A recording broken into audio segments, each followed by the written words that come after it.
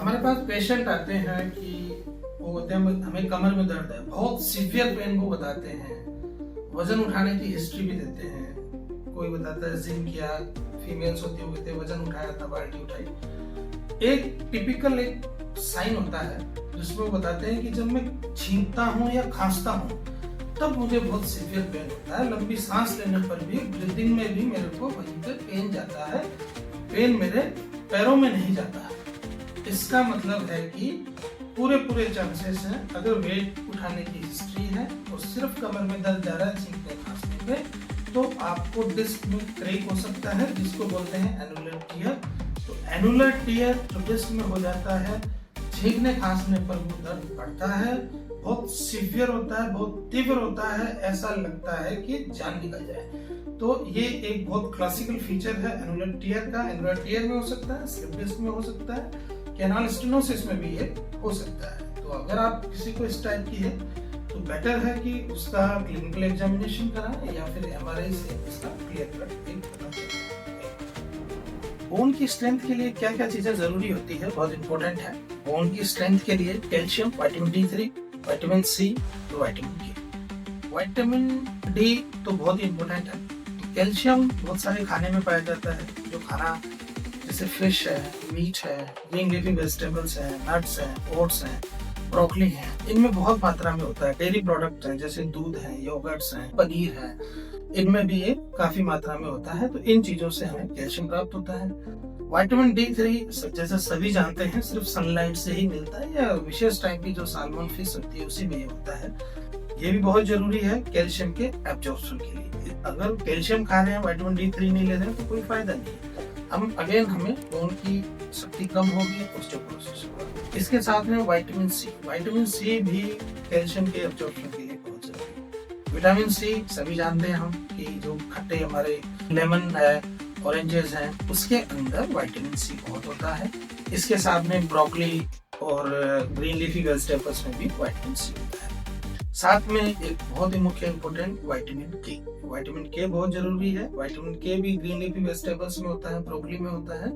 तो ये सब चीजें लेना जरूरी है। मैग्नीशियम भी बहुत इंपॉर्टेंट है। मैग्नीशियम जैसे आपके सीरियल्स हैं, सीड्स हैं, ओट्स हैं, इनमें भी मैग्नीशियम का बहुत इंपॉर्टेंट रोल है। जो क्रॉस लिंकिंग होती है बोन की कैल्शियम की, वो मैग्नीशियम की वजह से होती है। कंपोजिशन के लिए बहुत इंपॉर्टेंट है। तो जो भी है स्पेशली ओल्ड एज में ऑस्टियोपोरोसिस से बचने के लिए ये सब चीजें। Thank you. Vitamin B complex या विटामिन B12 बहुत ही जरूरी है हमारी सेहत के लिए, स्पेशली नर्वस टिश्यू के लिए, ब्रेन के लिए। जो हमारी नसें होती हैं जैसे येलो स्ट्रक्चर हैं, इनके बाहर जो नसें होती है इनमें माइलिन शीथ होती है। तो माइलिन शीथ के फॉर्मेशन के लिए विटामिन बी कॉम्प्लेक्स या विटामिन B12 बहुत ज्यादा जरूरी है। तो इसलिए जब भी डीमाइलेटेड कोई डिजीज होती है, नसों का फ्लो कम हो जाता है, एनसीवी के अंदर एक्सोनल न्यूरोपैथीज आ रही हैं, तो हमें विटामिन बी कॉम्प्लेक्स के इंजेक्शंस लेने पड़ते हैं। विटामिन बी कॉम्प्लेक्स किन किन खाने में होता है, जैसे फिश में, ग्रीन जो वेजिटेबल्स हैं, पत्तेदार हरी सब्जियां होती है उनमें होता है, फिश में विशेष फिश है उसमें होता है, मीट में होता है, अंडे में होता है, दाल है, तो इन सब में होता है। अगर ये रेगुलर इन चीजों का हम सेवन करते हैं तो विटामिन बी कॉम्प्लेक्स से B12 की कोई कमी नहीं आ सकती है। नॉर्मली इसकी जो मात्रा हमें 400 माइक्रोग्राम पर डे के हिसाब से हमें एक मात्रा हमें जरूरत होती है। तो विटामिन बी कॉम्प्लेक्स या B12 बहुत ही जरूरी है। आप सप्लीमेंट भी ले सकते हैं, इन कई सारी फॉर्म्स में आता है, सिरप और टैबलेट्स, ओरल कंपोजिशन।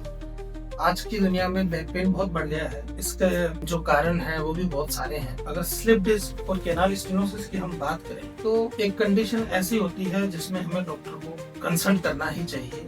उस कंडीशन को हम बोलते हैं red flag sign. Red flag sign क्या होता है? अगर आपके पैरों की ताकत धीरे धीरे जा रही है, आपके लेटरिन पेशाब के रास्ते में कंट्रोल कम हो रहा है, आपको पता नहीं चलता है, आपका जो प्राइवेट पार्ट है, लेटरिन का रास्ता है या आपके जो दूसरे प्राइवेट पार्ट है, वहां सुनपन आता जा रहा है, तो आपको इमरजेंसी है, आपको डॉक्टर से कंसल्ट करना ही चाहिए। अदरवाइज हमें आगे पैरालाइज का अटैक पड़ सकता है। इसके साथ में अगर आपको वेट लॉस की हिस्ट्री है, आपको कोई कैंसर की हिस्ट्री है, आपको फीवर की हिस्ट्री है, रात को ज्यादा कमर में दर्द होता है तो ये अगेन एक कार्डिनल साइन है, आपको डॉक्टर को कंसल्ट करना चाहिए। तो एमआरआई और जो भी जांचें इसमें बनती है करवाना चाहिए। ये सब रेड फ्लैग्स के साइन है, इसमें आप कभी भी लापरवाही ना करें। जैसे अभी सर्दियों का समय है, तो सर्दियों के समय में जिनको जॉइंट्स की प्रॉब्लम होती है या जिनकी एज ज्यादा है तो जॉइंट्स का पेन बढ़ जाता है। इसका क्या कारण है? इसका ये कारण है सर्दियों में ब्लड का फ्लो कम हो जाता है, हमारी जो ब्लड की वेसल्स है वो सिकुड़ जाती हैं, जिनसे ब्लड का फ्लो कम हो जाता है, एनर्जी का डिस्ट्रीब्यूशन कम हो जाता है, इसीलिए ये जॉइंट्स की प्रॉब्लम होती है। दूसरा, कार्टिलेज डिहाइड्रेशन हो जाता है, कार्टिलेज सिकुड़ने लगती है सर्दियों में, इसलिए भी होता है। साइनोवियल जो फ्लूइड है उनकी थिकनिंग होने लगती है, इसलिए भी सर्दियों में जॉइंट्स पेन बहुत होता है। तो जिनको भी प्रॉब्लम है जॉइंट्स की, वो कुछ विशेष चीजों का ध्यान रखेंगे तो इन चीजों का कोई प्रॉब्लम नहीं होगी। अगर आपको आर्थराइटिस है तो मेडिसिन प्रॉपर लें, हॉट पैकिंग करें, हॉट बाथ ले सकते हैं, सुबह सुबह बेड से उठने से पहले स्ट्रेचिंग्स करें, एंकल की रिस्ट जॉइंट्स हैं साइड बाय साइड स्ट्रेचिंग्स कर सकते हैं। अगर मेडिसिन कुछ चलती है तो बेड से उठने से पहले मेडिसिन लें, स्मोकिंग कम करें। ये सब चीजें अगर हम ध्यान रखते हैं तो मॉर्निंग स्टिफनेस या फिर जो विंटर्स के अंदर जॉइंट्स की प्रॉब्लम है उससे हम बचे जा सकते हैं। मोस्ट इम्पोर्टेंट है कि लोग सर्दियों में पानी पीना कम कर देते हैं, छोड़ देते हैं।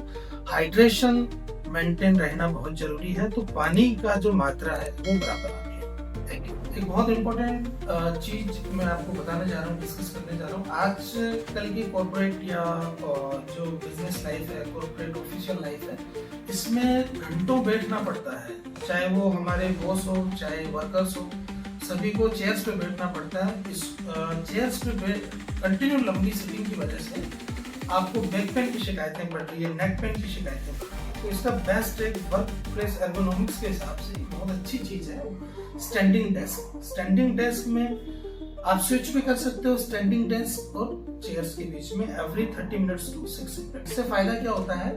खड़े रहने से एक तो नेक पेन कम होगा, बैक पेन कम होगा, सर्कुलेशन बहुत अच्छा रहेगा, मेटाबॉलिज्म बढ़िया रहेगा। एक प्रॉपर तरीका होता है इसका कि जो हमारी आर्म्स होती है वो 90 डिग्री में फ्लेक्स हो, यहाँ पे एल्बो, और जो स्क्रीन है वो हमारी आईज के लेवल पे, तो इसको बोलते हैं स्टैंडिंग डेस्क। ये ट्रेंडिंग है, इसके बहुत फायदे हैं।